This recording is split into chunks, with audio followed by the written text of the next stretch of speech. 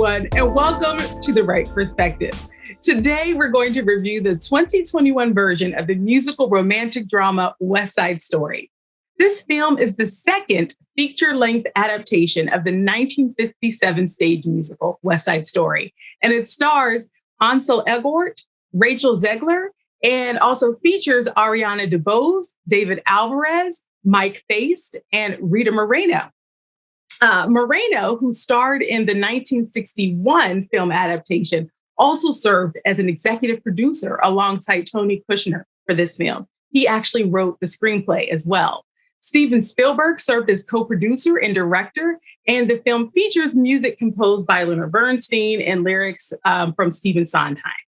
And even though the movie has just come out, the legacy of this franchise for some would be enough to consider this movie a classic. But today, we will determine whether it is a classic from the right perspective. We'll do a recap, we'll discuss the movie, and then we'll take a vote using a voting symbol picked especially for this discussion. But let's start with intros. Kick us off, bro. Hi, I'm Aubrey Wright. I'm the oldest. I'm Genia Wright. I'm the middle. Hi, I'm Brittany Wright, and I am the youngest. And y'all, this is our second time reviewing West Side Story because we reviewed the 1961 version of West Side Story. And now the 2021 version has come out. And it's actually about a year ago, last December 2020, we did the 1961 version of West Side Story. Oh, really? I looked it up. Yeah. And now a year later, we're doing the new version. So y'all, we mentioned that upcoming movie in that. We did. I'm sure we mentioned. Yeah, we okay, did. Yeah, okay, yeah. We did because we had already seen pictures of what the Steven Spielberg one was going to look like. And we were already excited that they had done a better job of capturing, frankly, not using white people dressed up as Puerto Ricans to play the Latinx character. Literally the bar. That was the bar. That was all we wanted. The bar was in hell. Like, that's how low it was. It was very low. Use the right people. That's all. I have one voting symbol to recommend. Hit us with it, Janaya. And it is a pile of rocks. It's a pile of rocks. Now, a pile of rocks to me, it could be evidence of destruction, right? Something being broken down. But it could also be raw materials for something that is being built up, right? I want to be an American. And so this movie takes place. What did that have to do with it nothing. It had absolutely nothing. All right. Good. 0% relevance. But let me I can make it relevant. It is relevant because so in this movie, what is happening is that you are seeing so many different beginnings and endings, and they're just converging. And in some ways they're creating explosions, and in other ways, they're just possibilities ahead. So that's my recommended voting symbol. Did y'all come up with anything? I like it. Janaya, that was very deep. And that was a very Janaya explanation. And at first it was rubble, but it can't be rubble because rubble is always the end. But a pile of rocks, it could be the beginning of something or the end of something. And I believe, correct me if I'm wrong, didn't we do a Switchblade last time? We did. We did a Switchblade last time. I don't know what represents West Side Story better than because I was even thinking, well, maybe we could do the gun or something like that. But that wasn't the linchpin moment was when Tony killed Bernard. So my vote, and I know this is a super creative, but my vote is to keep it a Switchblade for the 2021 version as well. So where'd you come up with, Britt? I'm not going to say any of my symbols. One of them was quite racist. One of them was stupid. One of them was stupid, and the other one was a pile of some stuff. So, but it wasn't rocks. And so I was just like, I'm not going to say any of those. What about a brick? You know, so usually you start with a brick, end with a brick.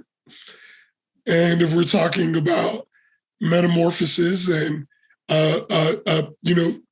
arcs, maybe from the pile of rocks, we could bring a brick.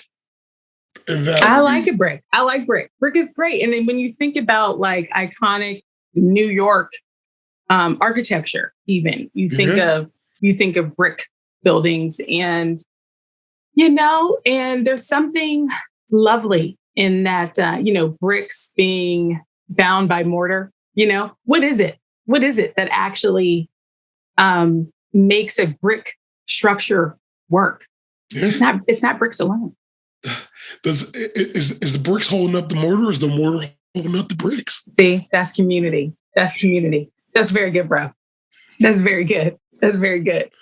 Sis, since you be the decider. We've got a pile of rocks. We've got a switchblade. We've got a brick.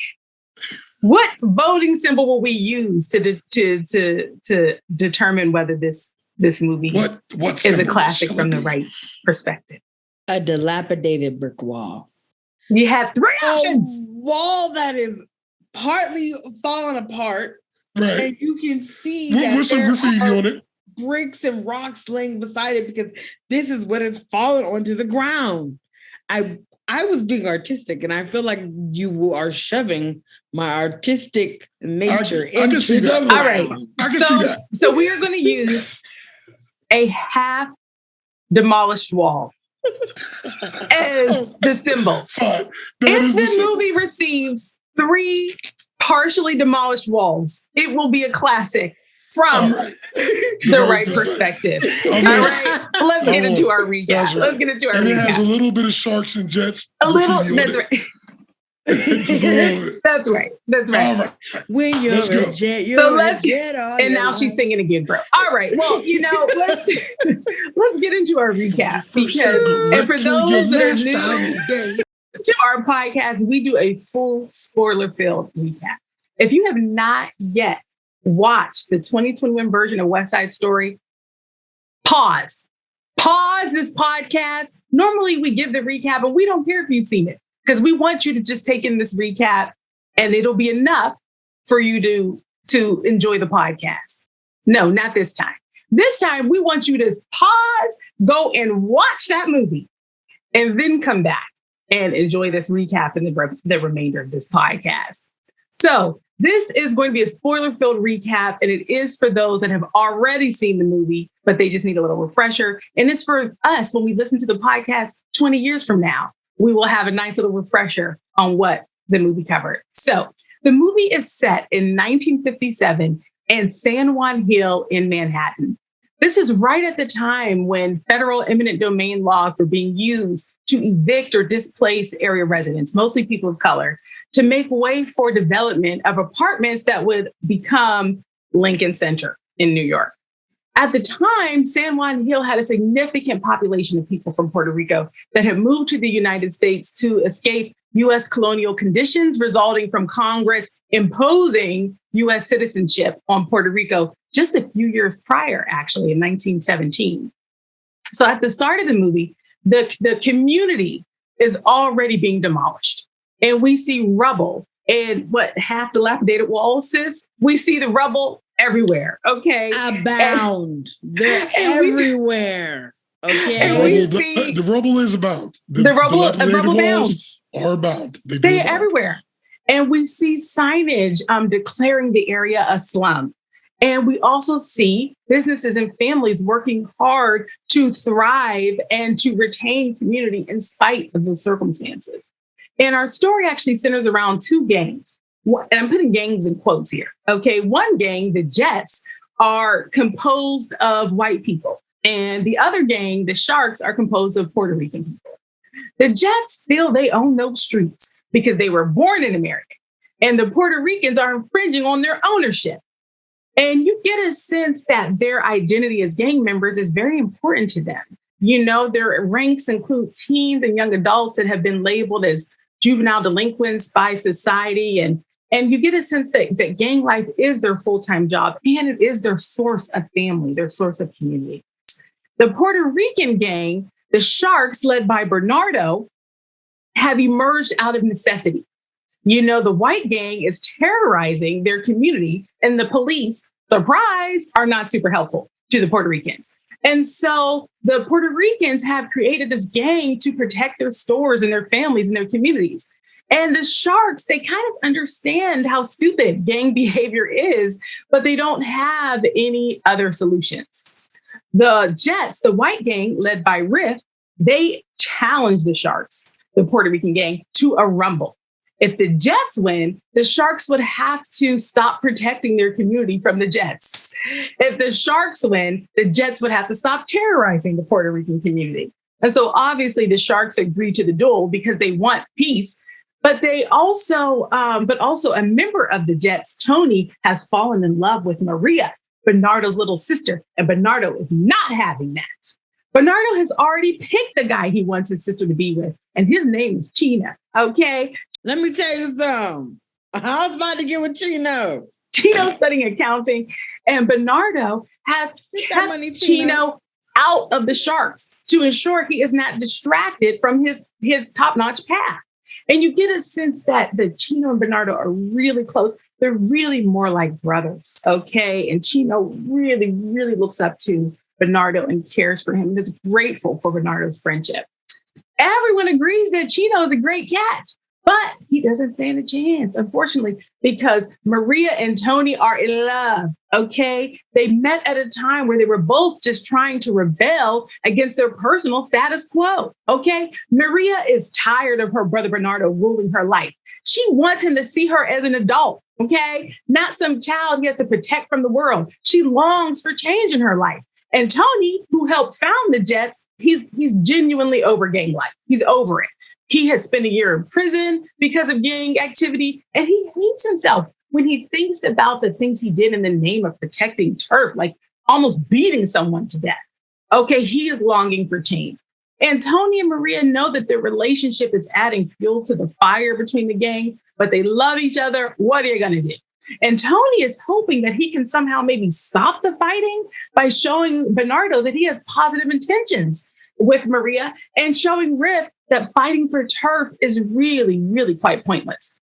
When the rumble finally happens, Bernardo ends up killing Riff, the leader of the Jets, almost accidentally.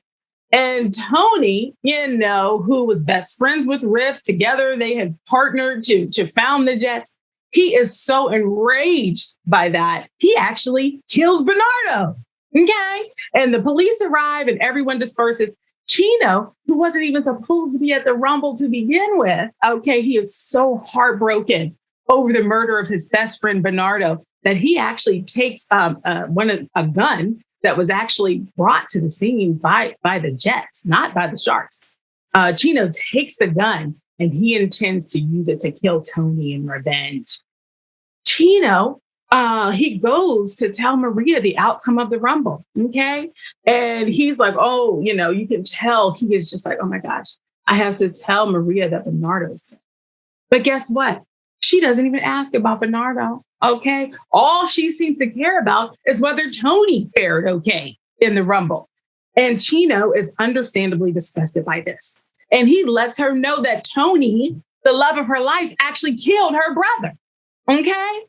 Later, Bernardo's girlfriend, Anita, feels that same disgust that Chino felt when she realizes that Maria slept with Tony that same night, knowing that he had just killed her brother, effectively forgiving him for doing it. Even through that disgust, though, Anita tries to help Maria and Tony get out of town. She ends up almost being raped by a group of Jets while she is trying to get a message to Tony on Maria's behalf. And frankly, the only reason they don't rape her is that Valentina, a Puerto Rican kind of mother figure to the Jets, intervenes. Eventually, Chino does find Tony and kills him. Maria arrives on the scene just in time to see it happen. The Jets and the Sharks carry the body away. just as the police arrive to arrest Chino. The end. Great job as always, sis. Wow. Thanks, y'all. I'm again. I'm in my dark place. I'm in the dark place. Sis. It's hard. It's hard. It's hard. And that's the thing about, storytelling. Sometimes things are wrapped up in a nice, beautiful bow, but sometimes it's like real life. Because that ain't life all the time. Yeah. So I have a question. What was your feeling when you heard that first whistle come up on the screen when the movie started? That's a very interesting question, actually. Good question. And I'm going to tell you, I was filled with excitement and anxiety. Excitement and anxiety. Yeah. Say more, bro. Well, as we discussed. What if he was like so much excitement and so much anxiety? A lot of anxiety. It would be a deeper explanation, actually. But what I'm saying is that we definitely grew up with this movie, and we've watched it countless times.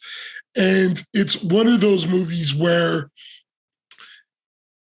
basically the performances and the story the movie was trying to tell is what we stood on in loving this movie in the past, and but there were a lot of things that were very problematic. We always talk about what it could be, what it could have. And bro, and it was not a classic for us from the Wright perspective. We did not make it a classic based on our discussion and analysis of it, even as we were holding the sentiment and the appreciation. We had to just own that it did not meet our criteria for being a classic, the 1961. Knowing what it could have been is what the question always was. And I'm just saying, like you said, we saw the pictures before, and when I first heard the sound that Brittany is talking about, I was just like, I hope. That's just where I was. Yeah. And bro, I felt, you summed it up so well. I felt all those same feelings, bro. I had this feeling of hopeful, like, oh gosh, I had done reading. I knew they had really, really tried to right some of the wrongs and add more accuracy. And I just wanted it to do it. And I also was feeling something really exciting about going to see a movie on the big screen. And it was like, I just remembered, it was the experience of getting dressed, meeting up with friends, going to the movies that also added to it. Yes. I know that their choice to not release the movie as streaming in its initial release has hurt their numbers for sure. But I will say that there was something in the buildup that was special because I was going to the movies to see it, to the movie theater to see it. And that was really exciting too. So all of that, when that whistle happened, it was like, oh, here we go. That's an interesting question, Britt. That's a really interesting, because that is the moment. Yeah. I mean, what did you feel like, Britt? It must have been impactful because, obviously you had that question. I'm curious how they were feeling at this moment.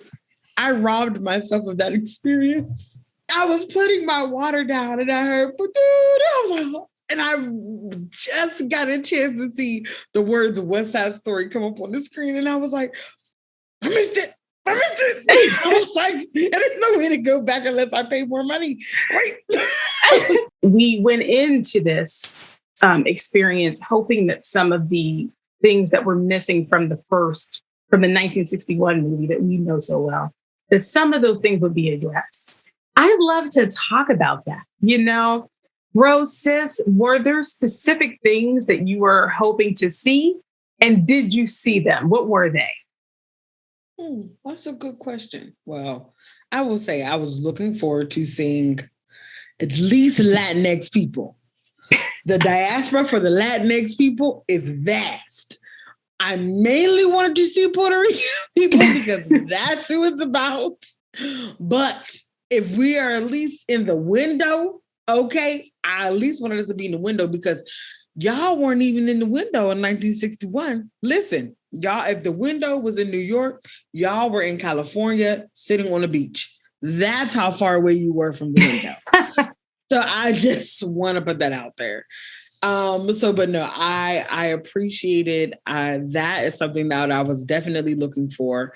Something I didn't know I was looking for was them putting the sign up saying what was coming, them showing the new apartments, them showing the new the actual, what is it, Lincoln Center, like them showing a picture of this is what is to come. Yes. And I think it's important for people to see that they weren't moving people to, build up more apartments that were affordable. So we can move people so we can make a walkway for this art center.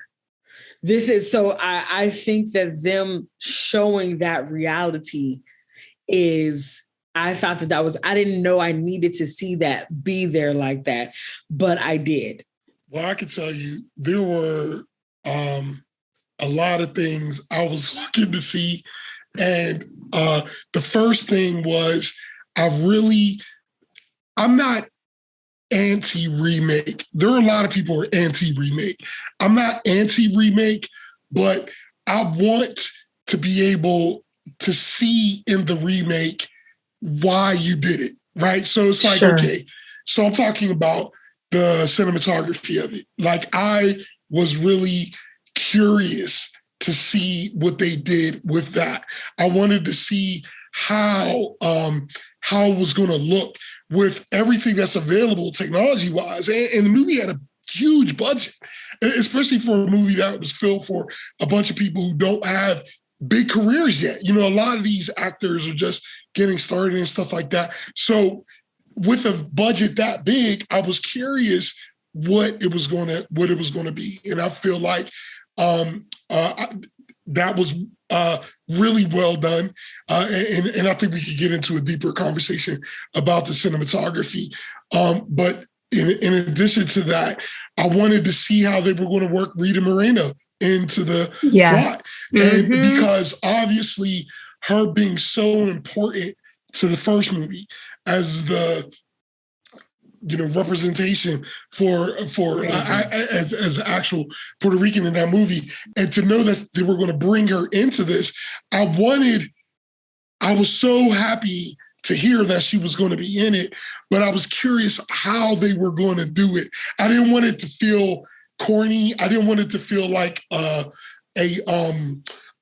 cameo. I didn't want it to, I didn't want it to feel like they just put her in there. Yes. And so when I saw that she's the store owner now, and she is the widow of Doc, who was the store owner in the original movie, I'm like, that is a great way to integrate her into this plot and make it make so much sense and when I found that out, as soon as I saw him, like, they're going to really be able to deal with this throughout this movie, like her being in between these two worlds and really being one of the few people who's respected by both in a certain way. And so I was really excited about that. And also just to also talk about what Brittany said, I was very excited to just see a better casted movie. The story was great, and I was very excited to see a better casted movie. Yeah, so, those are the biggest things, to answer your question. I was really hoping they would provide depth for all of the main characters. I was hoping for a more rounded out story for the Puerto Rican characters. And I got to tell you, I really think they were very intentional about that. In the 1961 version, we didn't know anything about Bernardo. When y'all think about it, we didn't have any sense of, or Chino.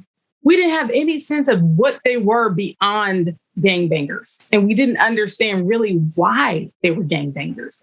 For the white characters, we knew that they were young people that had been left by the wayside. You know, like they had that Officer Krupke song, which does a wonderful job of talking about how they made their way to the fringes of even white society. That this group of poverty-stricken white people that were in this gang, you didn't have anything like that for the Puerto Rican side of things. And so on this movie, they gave us a backstory for Bernardo. We find out that he is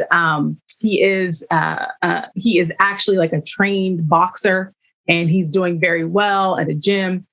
We also find that he's a pillar in the community. And the reason that he is the leader of the Sharks is to protect the community. It is not because he's interested in being in a gang. And in fact, none of them are. We find out that the Puerto Ricans, their gang has formed out of pure necessity. They aren't they aren't worried about turf, but they're like, quit terrorizing our stores. Quit, attacking us. And it was out of protection. We also find out Chino, all we knew about him, same thing. He's in the gang, you know.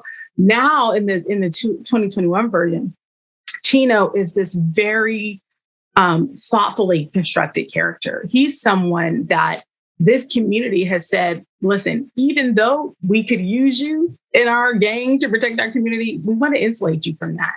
We want you to be focused on other things. And so you see Bernardo saying, no, Chino, you're not going to be in the gang. Chino, you need to go to night school and go to accounting school where we put you, okay, and be on your trajectory. And we got a chance to have not just Chino there as a potential love interest and a gangbanger for Maria. He was there as someone who was worthy of love and who was in relationship with the community and in friendship with Bernardo. We also got a depth of relationship between Anita and Bernardo that we had never seen. I mean, these two people, we knew that Anita was heartbroken in the last one because her man had been killed. We knew that. But what we saw in this movie was a long relationship that had been years and years and years. And there was future planning and there was a level of partnership it was we got to see true love, the kind that is like a diamond because it's been forged through experience, you know, and we got to see all that in the 2021 version. So they definitely met my expectation in that way. With remakes, often when I've seen remakes, they'll change some part of the plot. And it's like, wow, we didn't want you to change that part. You know, like there's parts that, but like you have the challenge of making this plot new without changing the plot. That's what we want you to do.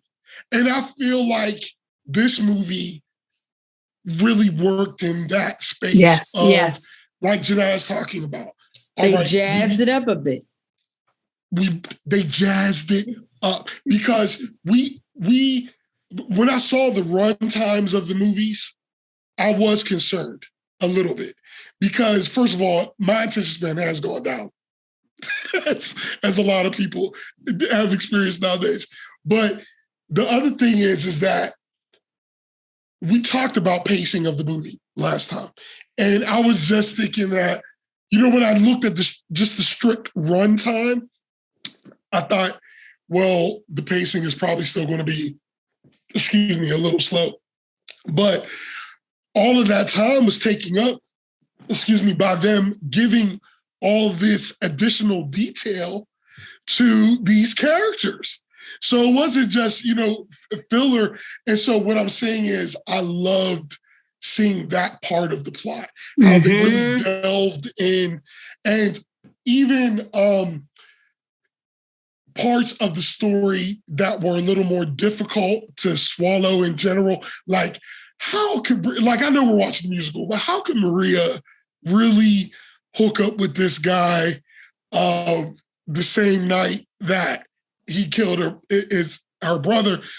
And that's always going to be one of the parts you got to kind of take with a grain of salt. But I feel like with this plot, they did as best as they could because they showed the love between Maria and Bernardo, but also it was a little bit of estrangement there. Like they mentioned about how they spent a lot of time apart. So not taking away from the fact that she loves her brother, but just adding nuance to that relationship. Like, I love you, but you are out here gangbanging and causing problems. You know, if you would have listened to me, we wouldn't even be in this circumstance in the first place. You know, so I just liked that as well, that they delved into that a little bit better. So what did you both think about the plot? I appreciated how they showed people protesting. That was something that they did not show in the other movie. Like, it's just happening and people were just like, all right, absolutely, just tear our neighborhood down and displace us. No, people were fighting in the streets and they were not okay with it, protesting these new developments. I also just appreciated the conversation from the detective, because that's not Officer Krupke, the one with the hat. It was a new character. It was a new character. Yeah. And him really talking to the Jets and hearing him say the Lieutenant Schrank, played by Corey Stoll. Right. He was like, listen, your parents are alcoholics. They're white people don't want them. There's other white people that's come out here and they've done stuff with themselves. Y'all ain't done nothing, and y'all people do away with you. Like, listening to him speak to them this way, I don't care what the Jets. The Jets, right? Mm-hmm. How he was talking to the Jets. I don't care what ethnicity you are. No one needs to talk to anyone like that, as if you're just a waste of space. As if your lineage is, no one needs it. And so it gave you it just is one of those things where it speaks to even the villain has a story.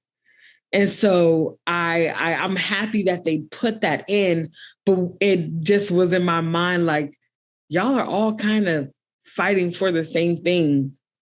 Validity, like you're fighting to be valid and to not be forgotten and to be treated fairly, in a sense. But unfortunately, it played out a different way because now you have this narrative of, oh, these people are coming in and taking our places, where it's like, no, everyone is just trying to make it. That's it. Everyone's just trying to live and have the best version of life that they could possibly have. So I appreciated the plot staying the same. And even to your point about Maria and Tony, that is something even in the old movie that has never sat well with me. Like, girl, you what? But it's funny watching this movie getting older, as you're older. You understand that love is gray sometimes and that life is gray. And it's like, I don't agree with you doing that. But I also understand, because in that moment, you saw anger, like you killed him. But then you also saw needing him to simultaneously console her for what was going on. So it was just like this weird. Now it's a tall task. I was like, why is this making me mad and making me understand it all at the same time? It was so many emotions. Mm-hmm. It was it's a tall task. It is such a tall task. I will tell you, it would have. I thought they did a better job. Better in the 2021 version to show what everything that Maria was feeling at the time. I thought they did a better job. You know, they adjusted the language enough to kind of give us a sense that she really didn't want to forgive Tony as fast as she ultimately was, you know? And so I appreciate that. And I want to name that. But I also felt like it would have been a matter of a few more lines to have her grapple with the loss of her brother a little bit more. Mm-hmm. I mean, it could have just been a few more lines to think about what Anita was going to be going through. Mm-hmm. You know, could have just been a few more lines for her to just, you know, when she first met it with Chino, and Chino is like coming to tell her that her brother's died, and all she's concerned about is Tony. We never even get a chance for her to regret that. Like, oh my God, what did I just do? Chino came to me to tell me my brother was dying, and all I was thinking about was Tony. Like, what is happening? So I think they missed an opportunity there to make that just seem a little less. It still came off as shallow. They could, frankly, it was shallow, and it would have been a matter of a couple lines to me for us to just hear her under your brother is dead. Your brother is dead. Like, even if you are mad at him, he's gone. Never coming back.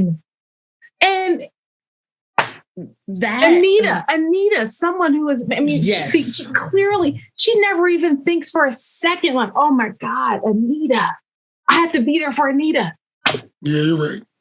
You're right. So I actually didn't appreciate that. I didn't appreciate the way they handled that. Listen, I will tell you, they did better. That's the only thing I can say. And I don't know what to do with that. But I do know what to do with Anita in this movie, in this updated version. When you saw her, what's that actress's name? Ariana DeBose played Anita. Woo! You are grappling with the death of your love, and you have this disrespectful, racist detective coming into your apartment, questioning you, calling him your husband, then your boyfriend, your husband, then your boyfriend. And then watching her as she was going down the stairs to go to Doc's to tell Tony to make that plan, seeing her have to suck it up. I think about women of color, namely Black and brown women, how so often we have to suck up our trauma. We have to deal with whatever has just happened and continue. And I was like, Anita, girl, this actress, she did such a great job of showing that I can't let this stop me. Now, something they wrote in that I did not like was the white girlfriends that were at the store right when Anita was going to go to see Valentina to tell Tony. And the girl, she said to her, because she came in, she started using Spanish, and the white girl told her to speak English.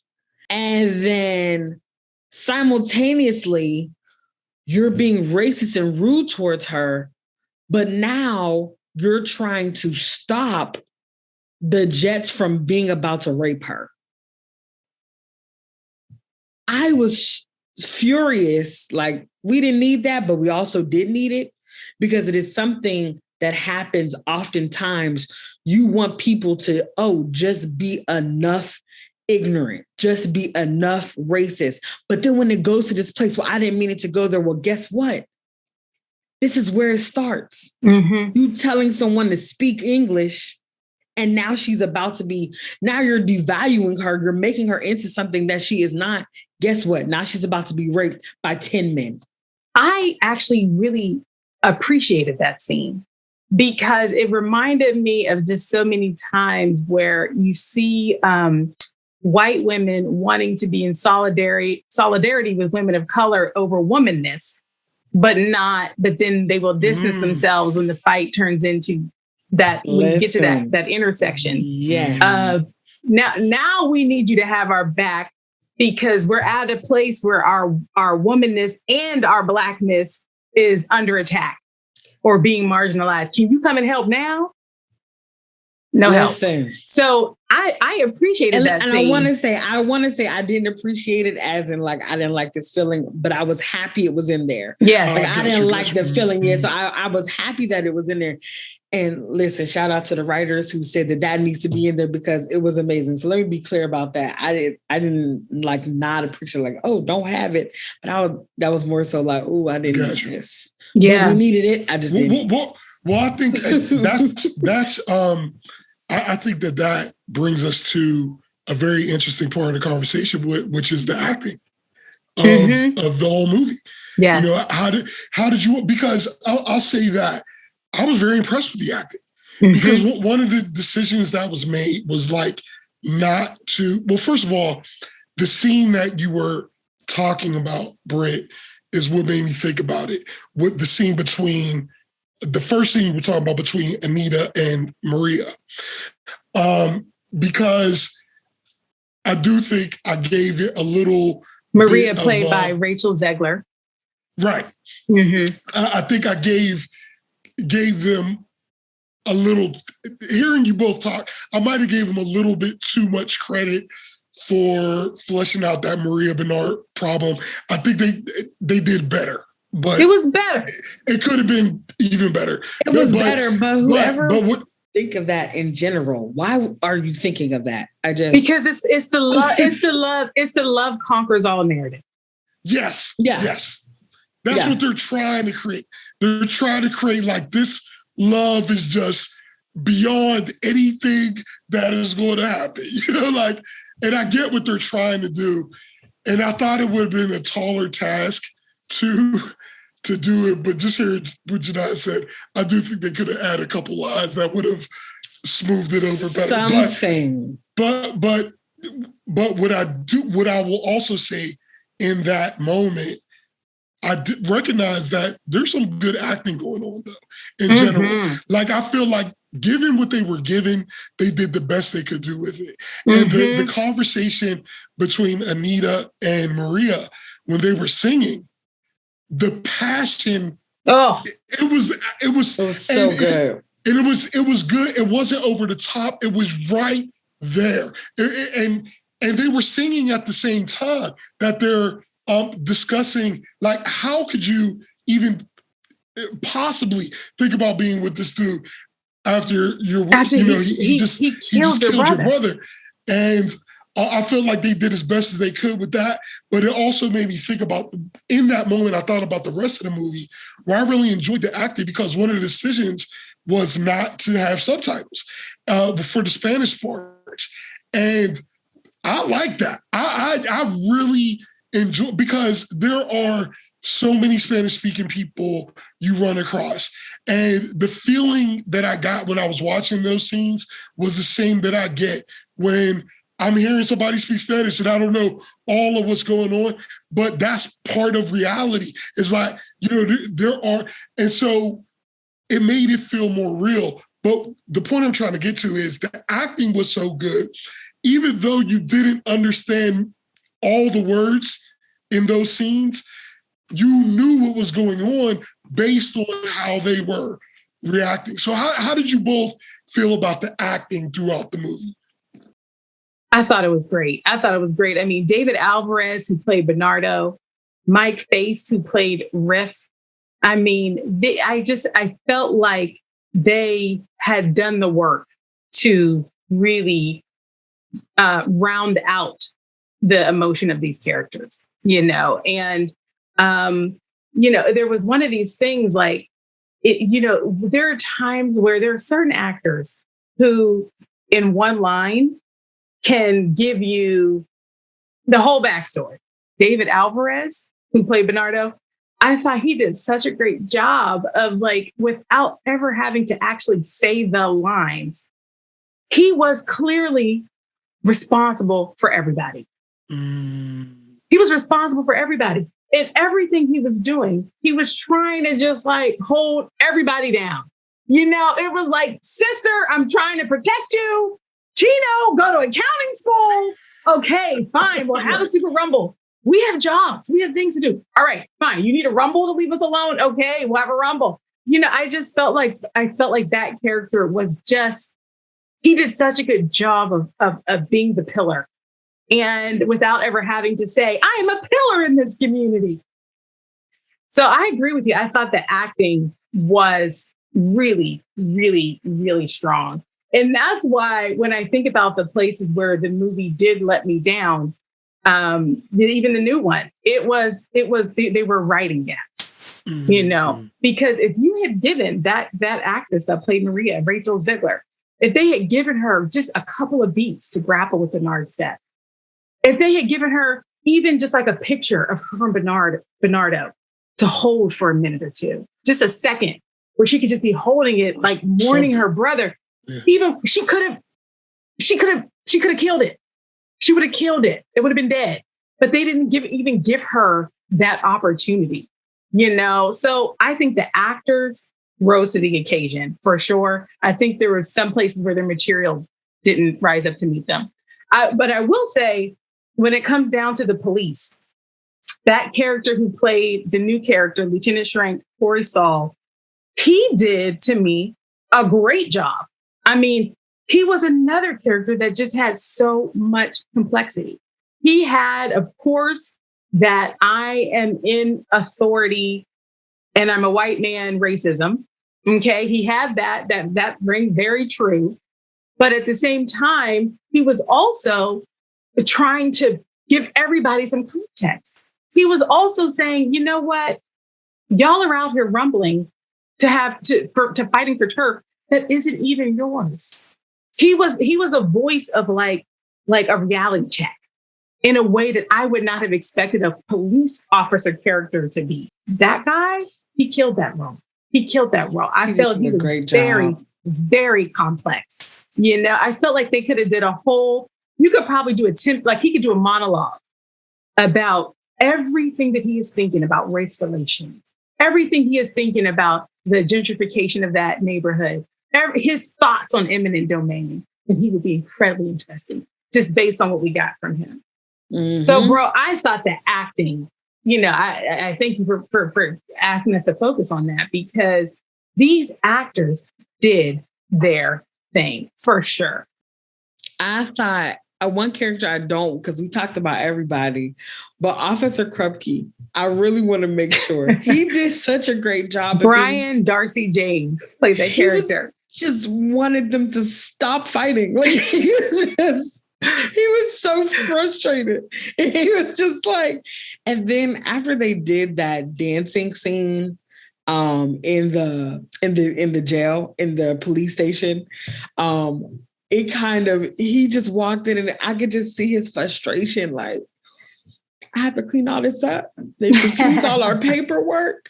So he didn't have to say any words. You just saw it in his face and he was just like, and I think about that for people who are in spaces where they want to do the right thing and how frustrating it is when you have people that is just like, you're just not going to get it.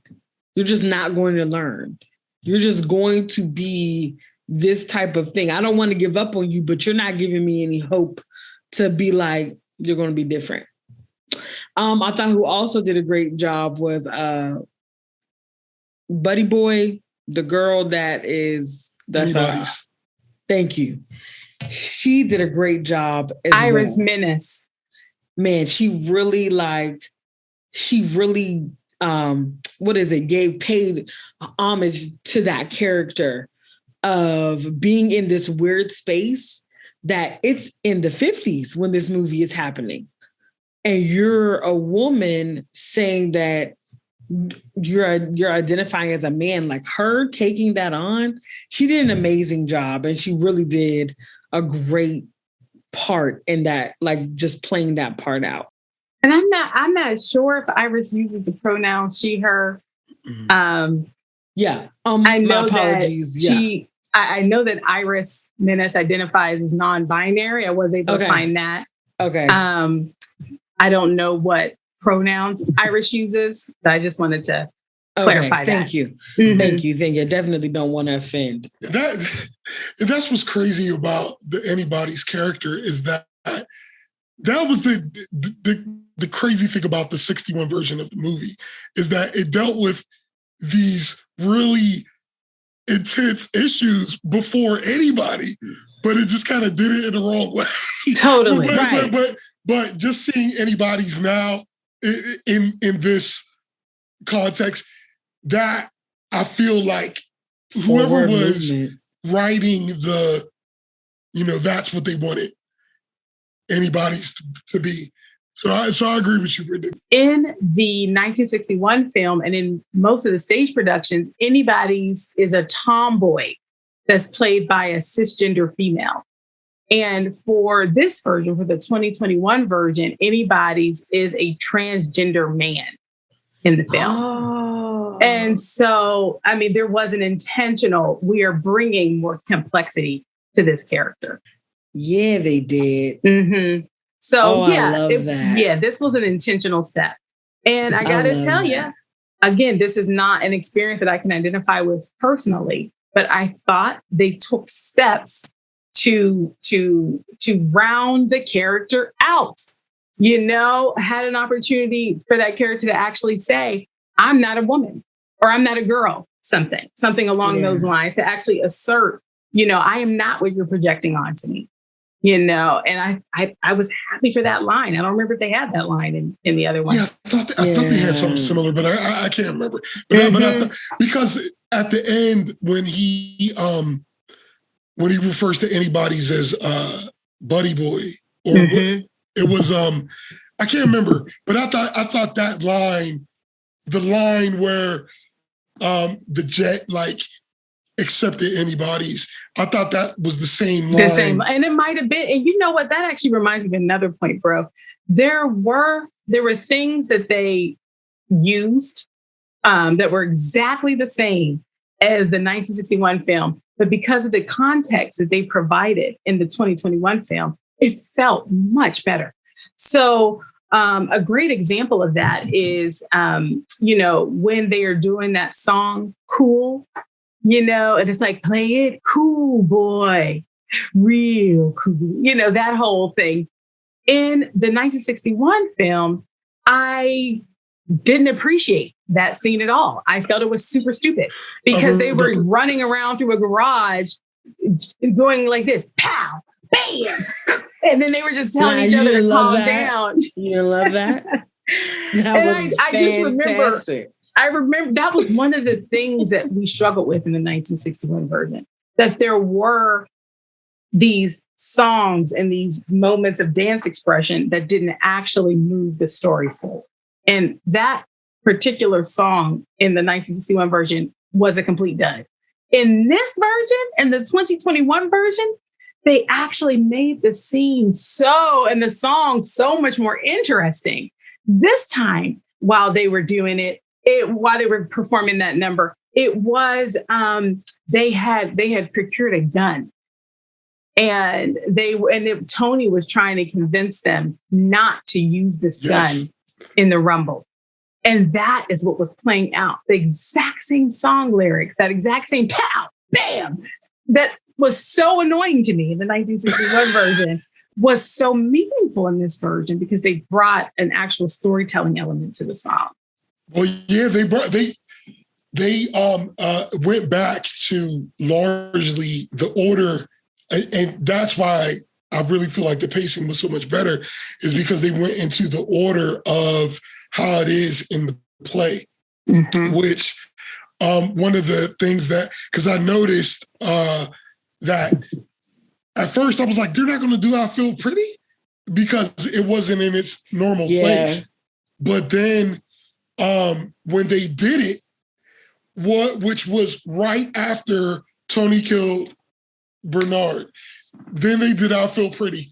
That gave that scene so much more weight because it was just like, yo, her whole life has changed.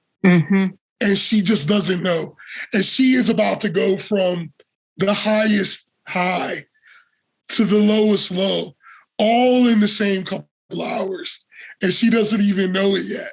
And so I'm just saying, to your point, Janiyah, the pacing was much better because of that. It was like these songs and stuff make more sense in this order.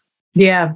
Well, what did you think about the fact that they had her working at Gimbel's as a maid while she was singing I'm So Pretty? I didn't appreciate that at all. I mean, and let me just say, like, it was so distracting for me in that scene. It ruined it for me, to be honest with you, because I thought it made sense. In that, in the 1961 version, the women of the Puerto Rican community that we were dealing with were garment workers. They were making dresses. And that is a truth of that community. And I just thought it was, to be able to have that kind of independent contractor status where, I'm a garment worker, it like working, from my home. But it was still there. Anita, that's still what Anita does. Exactly. My question is, why couldn't Maria also be that? Why would they have to go make her a maid at Gimbel's? I just didn't need that. I didn't need Maria to go from being a garment worker in her home and in her community to now working at Gimbel's. I just didn't. I didn't. I thought that they were saying she did both. Which is that's the feeling I got. Yeah, I didn't need her to be a maid. I didn't. To me, it just felt unnecessary. Because they were so careful with like so much other stuff, it almost makes me wonder, like, I felt in my mind they spoke with someone or group and was like, and they had a conversation like, well, during this time, it would have been more realistic that they were all maids at Gimbel's, right? Like they would all be the cleaning staff in the evening. After the place was closed. Like, that's how I took it, to be like, okay, there maybe not as many entrepreneurs, or they are entrepreneurs by day, but they're still not making enough to live the life that they need, just bare minimum. They have to have this second job. I'm gonna tell you, for me, it just felt like they were just doing a separate scene, doing that scene, in a place that would make sense where they could do something different. That's how I took it. Yeah. I just took it as, we're just going to do something that would be plausible, but we can switch up the scene. So it's different now, but it's still the same. I hear that.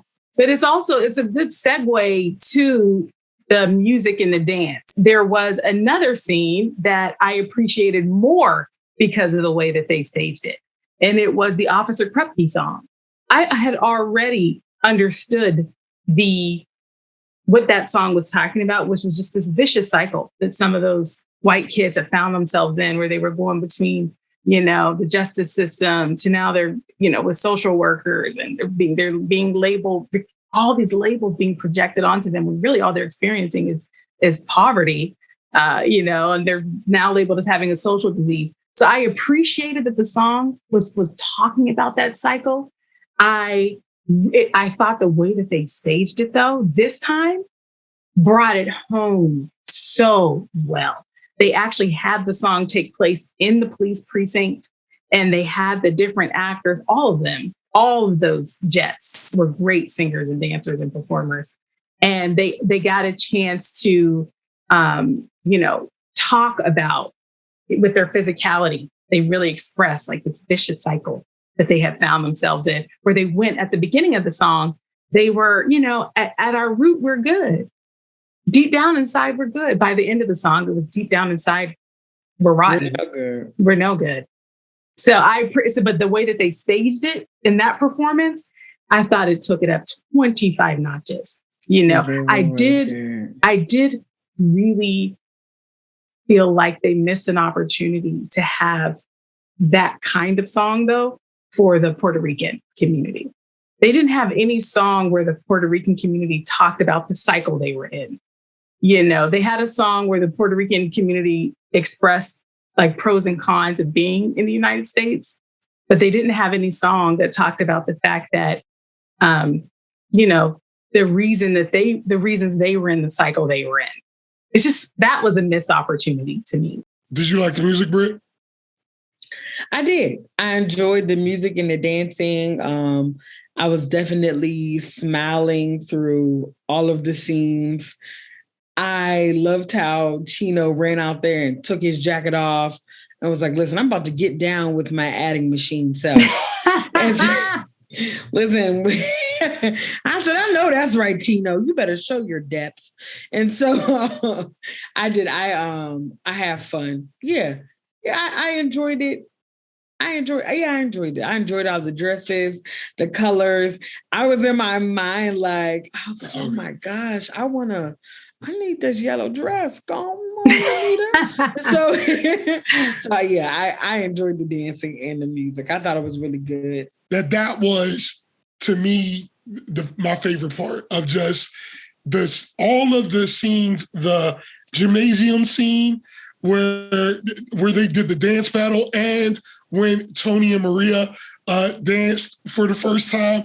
I feel like they elevated that. They elevated the Be Cool, because that whole sequence where they were on the dock and they were dancing around was fantastic.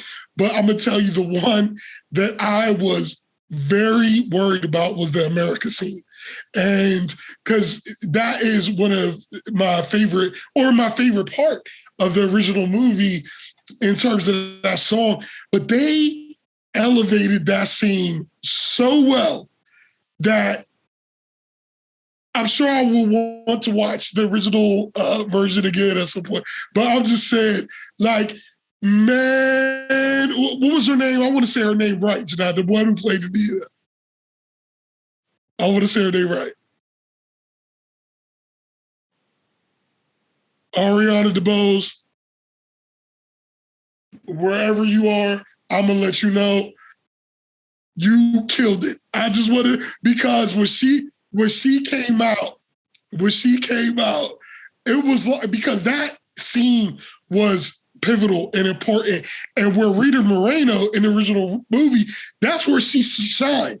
It showed, like, when she got to dancing, you saw, somebody who was moving. And it was like, she was like, I know I got some big shoes to fill. Totally. Yeah. But guess what? I'm going to fill them. Yeah. Every last piece. Oh, man. I watched a couple of interviews and she took it very seriously. Yeah. And I'll just let you know, all those colors, and I didn't mean to cut you off, but the last thing I want to say about that is when them little kids topped off the dance scene and they at the end of America and the kids came out, I was definitely impressed. Yeah, it was so good. It was definitely good. And that was another scene where they moved the story along, because that was our chance to see the relationship and to actually walk through their community. We got to interact with the businesses and the people in the community. It was such an upgrade. Upgrade is a understatement. It was a reimagining of what that song could do in terms of moving the story along. Yes. Oh my gosh. Well, y'all, let's take it to the vote. That's right. Let's take it to the vote. Bro, does this movie get your dilapidated wall? Yes, it does. Get my dilapidated wall. And I'm going to tell you that I loved this movie. Okay? I love this movie. I've been disappointed in movies for years. Every time I go and I'm excited, I get there and I watch. And there's been movies I've enjoyed, but it's just like, all right. You know what I mean? Like I just had that feeling so many times. And it's been so long since I walked out of a movie like, that was good. And that's how I felt as soon as I walked out, that they nailed it.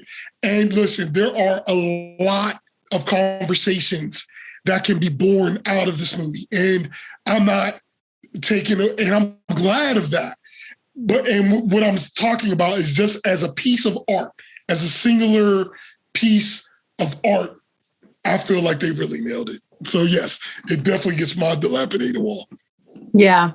I got to tell y'all, I have struggled with this because I think there were want to applaud the effort.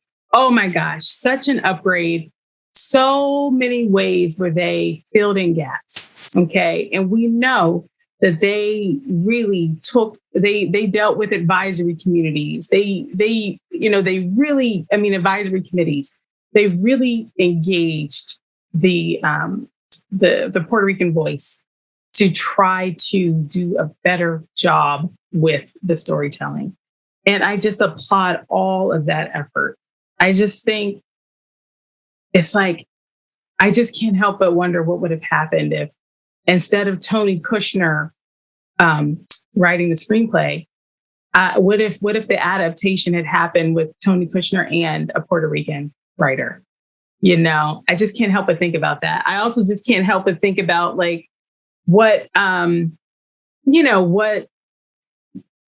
why wouldn't they really, like, it was just such a missed opportunity not to tackle the narrative that what the Puerto Ricans were actually running away from in Puerto Rico was the United States. It is in recognition of the effort that I will give this movie my dilapidated wall. It does give my dilapidated wall, but I think that is because at the end of the movie, I was sobbing.